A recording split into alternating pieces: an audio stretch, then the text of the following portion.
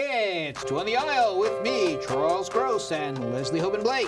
Tonight, reviews of Liaisons, Dangereuses, Tick Tick Boom, Holiday Inn, and Terms of Endearment. Ladies and gentlemen, welcome to Two on the Aisle.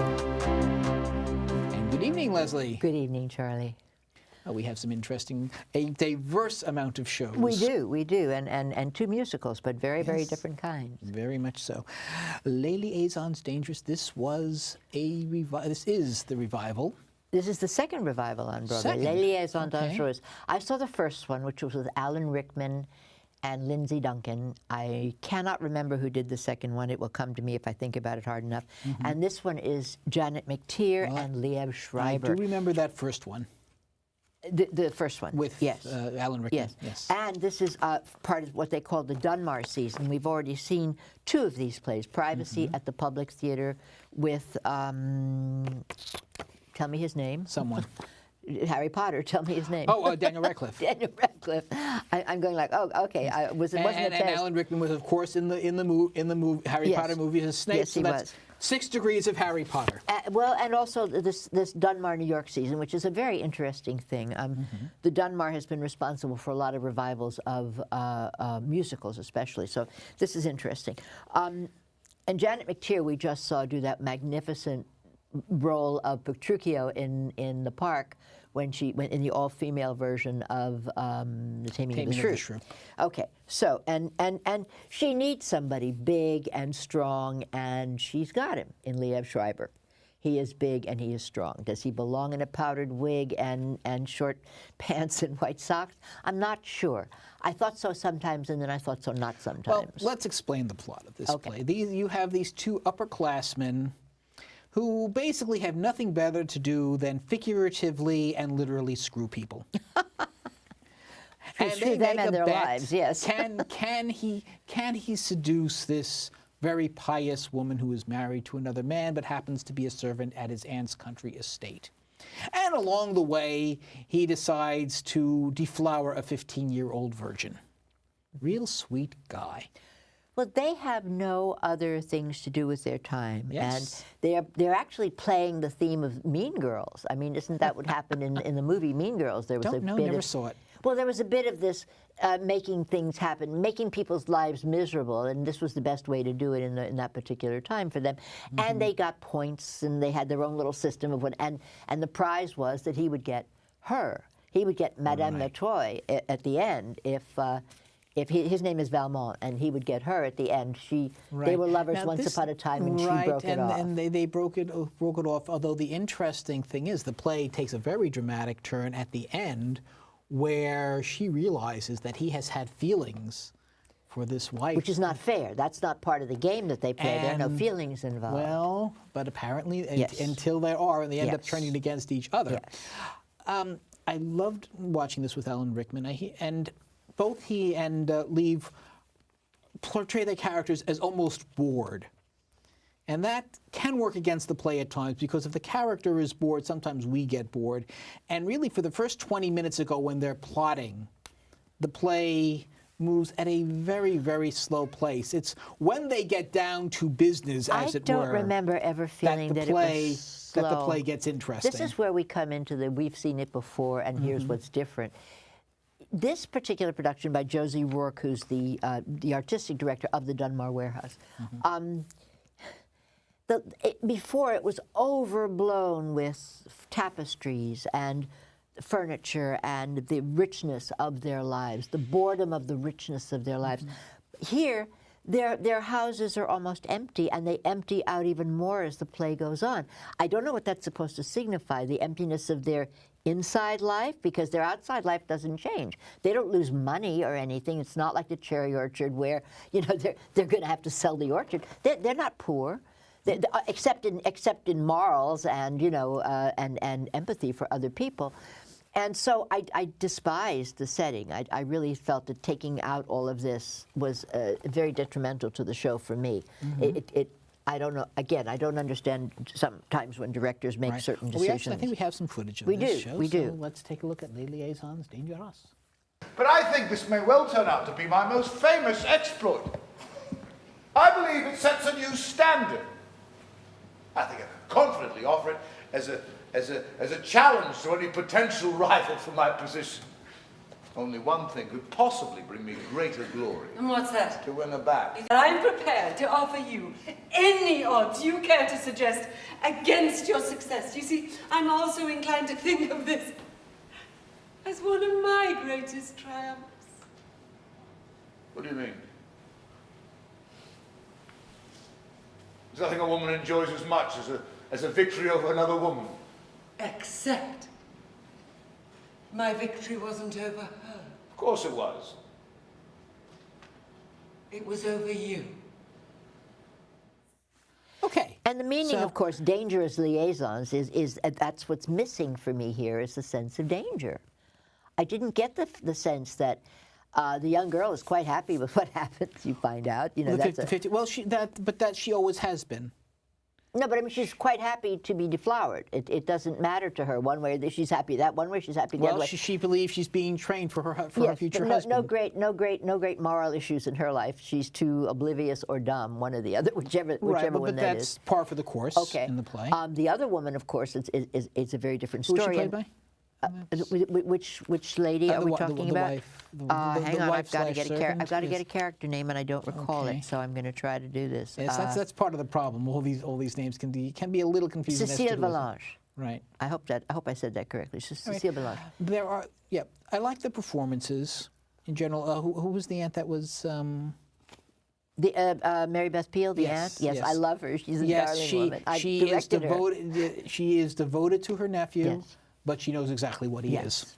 Yes. Well, they all know exactly what he is, except for the woman who knows to stay away from him and stay away from him and stay away from him. And he yet just keeps she moving forward like a snake. Well, you know, he just goes and forward he and forward. manages to manipulate her. He does. Well, And because she that's what they and she do. falls right in his hands, and Yes. he does And it it's- well. Well, the danger I think comes at the end of the play, where he and McAteer turn on each other, and it ends up ending badly for both of them. Yes, it does. Especially when the 15-year-old's boyfriend Yes. finds out, who's not completely without sin himself, but challenges the guy to a duel, and well. But you know, what's really interesting is this is based on a novel by, and I'm going to get this one wrong, I'm afraid. We have to. I'll make it very fast. It's based on a novel which I happen to have read in one of my comparative lit courses. And the character of Mertroy gets her comeuppance too. She catches the pox. Which is. And it was in one of the which is film Betroy. versions. She's the one played by McTeer.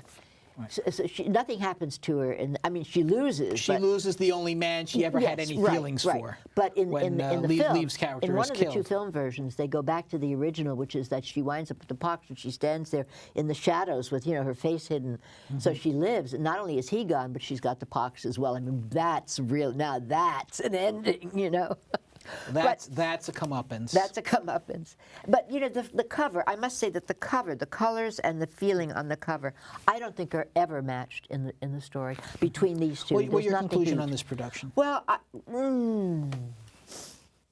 2.75. Really? Yeah. I think I would give it 3, maybe even 3.5. Does not. I don't think quite has the dramatic effect as the Rickman production. Yeah, no. A lot of elements of it certainly, but Yeah. it didn't quite come together Do you quite think it's as well. casting, or you think it's just... Could be a little Yeah. casting. I think direction. Well, okay, That's your go-to. Yeah, I wasn't somewhere. sure if Liev And had I it think so. down. I think he had it in some scenes and didn't have it in To an others. extent, I think he was a little too bored. Yes, that's a very That's good the thing. point. And again, Yes. Rickman also portrayed his character aboard, but this guy He had an takes it unctuousness that one step Liev didn't too hand. I have. think he's almost relieved when he's getting Yeah. killed. Again, Yeah. and Well, to I an don't know extent, about that. Rickman's character was too. He said you had reason to do Yes, to do well, this he to me. wanted to be punished, And- basically, is what happens, yeah. But he takes that aspect of the character a little too far, in my opinion. I think that may have hurt the performance and the production. All right, Tick, Tick, Boom. Well, there are no bad performances here. This is, you could call it Rent Light, or in Well, it's some the Rent in origin some story, ways, isn't it? to an extent, in some ways, what Rent I think would have been a better musical had it captured some of the emotions of this. This is also by Jonathan Larson. This was before Rent. Yes. This is a very autobiographical, like Rent, young composer in the village, living, excuse me, We don't have another one. living, Sorry about that. living in poverty, very similar to the lead character of Rent. He's trying to write a musical, trying to keep the relationship with his girlfriend going. He has a friend who we find out late in the play has AIDS, and a lot of this inspired him to write the events in Right. Rent. This was originally performed by Larson himself as a one-man show. It is now a three-person show, although they play multiple characters. And basically, this character is approaching his 30th birthday, and I realized by watching this that Larson and I were actually the same age. Ah. And he's developing a musical, and he's wondering, will my career get anywhere? And he's thinking, well, maybe I should go into advertising like his friend who has been very successful. And where's the relationship with the girl going? Because she's a dancer, and she's, thinking, well, maybe New York is not for me. And he keeps hearing tick, tick, boom. And that's where the play gets its title. Now, score-wise, this cannot touch Rent.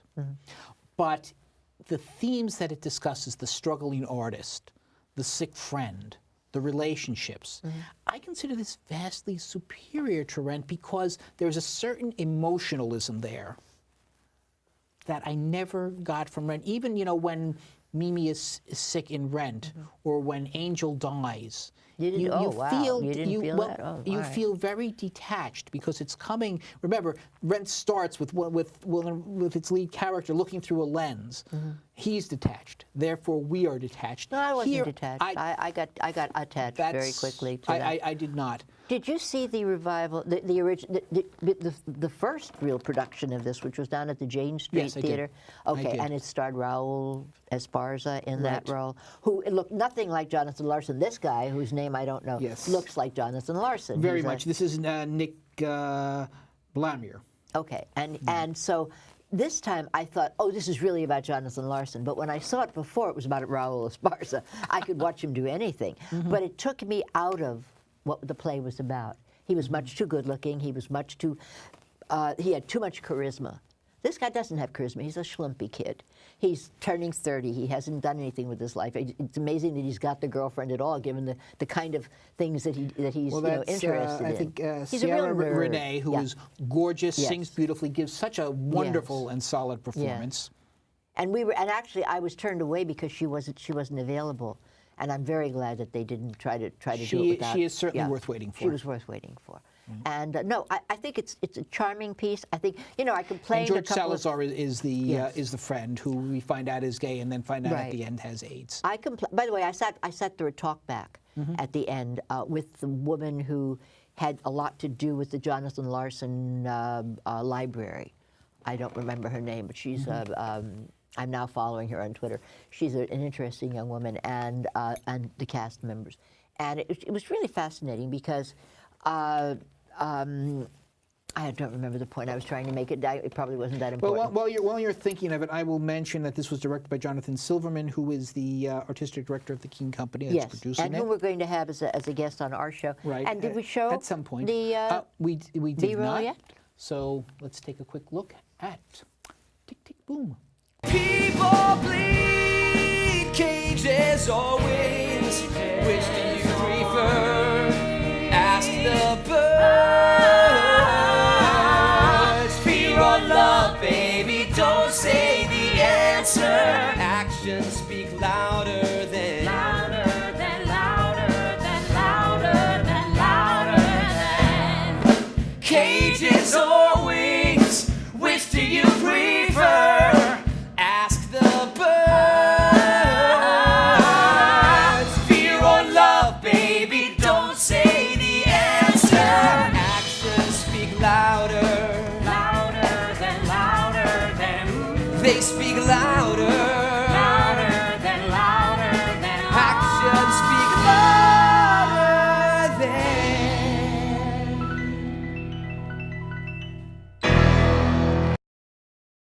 Another thing about the one that Raul Esparza was in is they had a bomb on the set, and a clock, and things went tick tick, and then it went boom. So there was no, the meaning of what it was so hammered at you, you know. Here it's like, what does it mean? And then, oh my God, yes, it's tick-ting, and then it's boom, and it's over.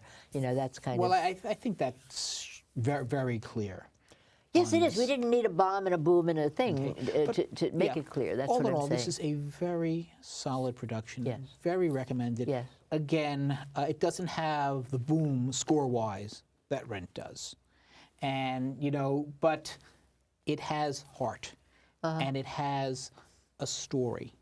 It has a very strong story, even though the person who had meant to tell it is not around to tell it anymore. Is still, there are just so many people who are going through this. And you know what's interesting? And can identify, and I can identify with this. I complained about the set on this show, and the last show we did, I complained about some sets. you This did. set is perfect. It's For this run show. down. It's perfect for what it is. It's run down. This piece of furniture doubles as that thing in the other scene. But here it works because it's a by the seat of your pants kind of thing, and that's what this is. You know, the antithesis of which is this one, Holiday Inn. Yes, the new Irving Berlin musical. That he never wrote. Right. Here's what's happened. He's dead, by the way. Yes, he died in 1989, poor man, and he lived a He was like wonderful life. 90-something years He old. was old, and we were all around to see him at that point. This is a remake of a remake of a remake, as it were. It's not just, but it's not a revival because it's the first time it's ever been. There was a movie called Holiday Inn, which was then remade. That movie was made in 1940-something. In the 50s, it was remade as White Christmas.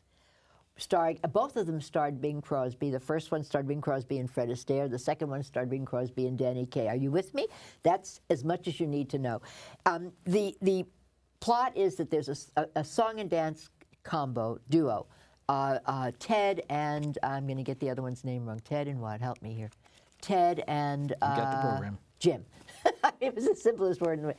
Jim and Ted, and they're best friends, except that there's a girl in the act named Lila, and Ted runs off with Lila, and Jim is, I'm leaving the business, I'm going to be a farmer. No. Jim decides he wants to leave the business because he decides he wants to leave the business, and Lila is going to come with him. Oh, and until she sees the farm and she goes, I can't she do gets this, her big break, and the farm is a mess. And despite the fact, and interestingly, we've been talking about Cherry Orchard and you know, people sweat where people are losing their homes. Well, he buys it from a family that has lost the home, except that she stays around and she comes and helps them out, and they become romantic. She being the girl, not Lila. The other girl. This is the other girl, and her name is. No, it's not Louise. What is her name? Oh dear Lord, I wish I could remember. Louise is the comic relief caretaker. Yes, the comedy relief. Linda. Her name is Linda Mason, right. and it's Mason's farm. And they decide to turn this farm, and this guy doesn't know what he's doing running a farm. They turn it into a literal Holiday Inn that's only open for the holidays, and he uses his show business connections to get his old partner back. And then there are conflicts because Hollywood is calling and this and that, but it's essentially no better, no worse. It's essentially of the genre that it is based on. In other words, there's no sarcasm, there's no wink. No. This is done straight. I've seen White Christmas, I've never seen the Holiday Inn movie. I saw Holiday Inn because they are trying to recreate that mood. Okay, so And here's I saw this the night after the election. I was walking into walls. I was extremely unhappy. My son and I were on the phone all day long convincing each other that, yes, it was not the end of the world and we would find a way to go on because we must go on, as Beckett says. And then I went to see this play. Now, it's not the best play I've ever seen. It's not the worst play I've ever seen, but boy, did I need this play that night. It's sentimental, it's old-fashioned, it's got the best music. You walk in humming the songs, you know. It's got the best songs in the world. It's got White Christmas, Easter Easter Parade. And, dancing cheek to cheek, just every great song. Well, here's an example.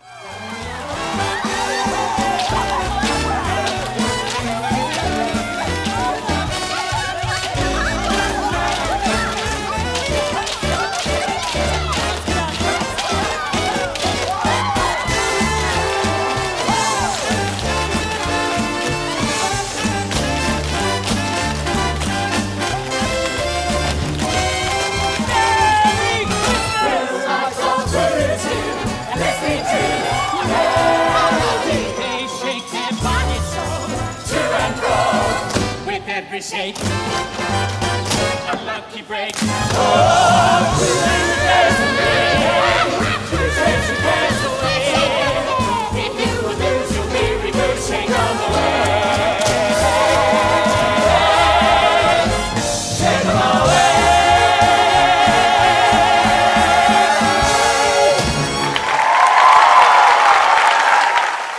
And it's got a couple of really great performances. Corbin Bleu, who is a kid from, he's not a kid anymore, he's probably about 30, but he was a kid in musical. High School Musical. High School Musical, thank you, along with, what was the other kid's name who came out of that? It'll come. The other guy, all right. Anyway, he's very famous now, making movies and got a six-pack. But Corbin Bleu, turns out, is a real musical performer. Yes. When he's on stage, the stage takes fire. He he tap dances, he does cheek to cheek, he does a Fred Astaire imitation, if Right, that's he dances possible. with inanimate objects. He does. In fact, they had does. a talk back, and I asked him, well, what kind of inanimate object would you like to dance with? Right. And Bryce Pinkham is, Bryce Pinkham was the from- Bing Crosby character. Right, and he's from, he won an award, I believe, for How to Commit Murder, How to Murder Your Wife, whatever that was called.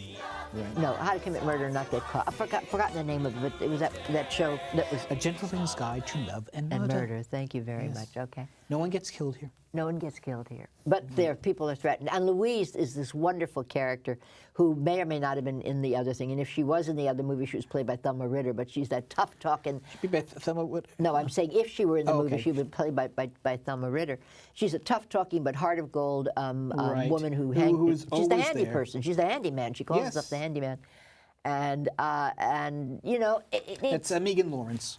lovely, lovely, Yes. just and, terrific performance. Laura Lee Gayer Yes. as Linda, as Yes. you know, the local girl who had the Another- house and they fall in love. Another case of she wasn't in the show and they told me not to come and see it. Now, would I have known the difference? I don't know. She was quite lovely, but I liked the girl playing Lila. I thought she had a lot more personality. She didn't have to play the spunky nice That's girl. Megan Sikora. Everybody's named Megan in this? Is everybody named Megan? So they I both think named- it's apparently a prerequisite. Yes. Oh, okay, all right. Well, be that as it may, what is important to me is that the girl playing Lila, who would have been a Ginger Rogers kind of character, We with need a to- fast-talking tough girl, did a wonderful, wonderful job. She's really, really terrific. If you have another show to direct. So I know it took me a long time to see this, but I'm very glad that I did. And the night that I saw it, I needed it, and I would give it a 4 because of all those elements. I would certainly not give it a 4. Okay. I would say, again, this show is pretty much about 90% what you'd expect. All right? Maybe, all right, it's not Bing Crosby and Fred Astaire. You can't replace them. No. Great But sets. I love the everything, sets. Yes, beautiful sets, excellent dancing, you know, Looking to see who Irving did all Berlin that. songs. But I will give this 3.5. Two people I never heard of before. Dennis Jones was the choreographer, and Gordon Greenberg was the director. I have no idea who those And stay people are. tuned for next year where they'll do White Christmas. No, White Christmas Actually, is no, I'm sorry, already. they did- they did already White around. Christmas. Excuse me, that's around already all been the done. time. Yes. Yes. That's now a Christmas spectacular. You know. Yeah. Well, not anymore. This year we've got Holiday Inn, Holiday which Inn. is kind of the same. Now I guess I have to see the movie. Now Movies. this is a movie. When I saw White Christmas, the movie. Here's a movie that I did see and I didn't like. And now I'm seeing it as a play, and I like it a little better. This is Terms of Endearment. Deborah Winger and Shirley MacLaine and Jack Nicholson, and this is a stage adaptation of the movie. It basically follows the movie fairly closely. A lot of the scenes, the famous scenes, take place off stage, and the characters are limited to the mother, the daughter, the astronaut, and the husband and the doctor, you know, essentially. So it's a bit toned down, and that's fine for an off-Broadway production. It's Molly Ringwald as the mother. Who would have thought? Yeah. In the Shirley MacLaine role, but she is the right age for it. And I have to say, I've never been a fan of her screen roles. In fact, I haven't seen quite a few of them. I haven't seen 16 Candles or Pretty in Pink. I guess I should. Turn But your I belly have been button. a major fan of her theater career. Cabaret, Enchanted April, Modern Orthodox. She is an incredibly good stage actress. And here she is, also good, but it's a mediocre role. I think she's And it's- miscast. I don't think she's appropriate to the role. It didn't quite gel. Shirley MacLaine was this tough-talking, you know, and she's not. She doesn't have that. She may have that quality, but it wasn't brought out in this performance. Yes. Emma? Just a minute, Mama. I need to talk to you. In a second. I need to talk to you right now. All right. What the hell am I afraid of? I'm getting married. Just smell that air. Oh, sorry. I mean, it's not my fault, but are you okay? If you wanted to get me on my back, all you had to do was ask. Yes, the problem. On the other hand, I really did enjoy Hannah Dunn as Emma. Not as glamorous, not as pretty as Deborah Winger, but actually that works in her favor in this case because the daughter really isn't supposed to be glamorous. No, and she's in the shadow of the mother all the time anyway. That's part of it. To but an the thing that extent. bothered me was their whole stage is the size of our set. And in it, they put 3 or 4 or 5 different playing areas so that you were always standing. If somebody was standing here, they were actually, the scene was going on right here, and they weren't supposed to know it. And that takes a lot of willing suspension of disbelief from the audience, for me. And I just kept wondering why they had to go through it sequentially, and it's kind of like a shot for shot of the movie, which is difficult to do. In Except that they bring things off stage, like I think it was John Lithgow, his character is referred to. This is the character who no, Emma they had has to an leave affair some with. things out, of course. And we never see him, but Right. we get his great line where he tells the rude shopping clerk, "Well, you must be from New York." They repeat that. And then there's Jed Brown in the Jack Nicholson role, definitely channeling Jack Nicholson. But in this Did a nice particular job. case, that's a good thing because I think Did a Jack nice Nicholson job. was the best part of the film. Absolutely. When I saw the film and Emma came down with cancer, I said, "Oh, yes, they have nothing else to do, so let's just give her cancer." Here it felt a little more organic. I felt the sentimentality here, and I think they somehow, that part made it better, which to me made the whole play a lot more enjoyable than the movie. Even so, it's enjoyable is about as good as we're going to get. Yes, I liked 2 of the 3 main characters. Again, I like Molly Ringwald in general. Here she was adequate, and I've come to expect a lot more from her. And I will give this play 3 playbills. Maybe I'm being a little generous. I think you are. I do. I would be generous at 2.5. Okay, I can see that. That's where I would go with that. I can see that. All right. And that is our show for the evening. And when you go to the theater, look for Leslie and me, us too. On the aisle.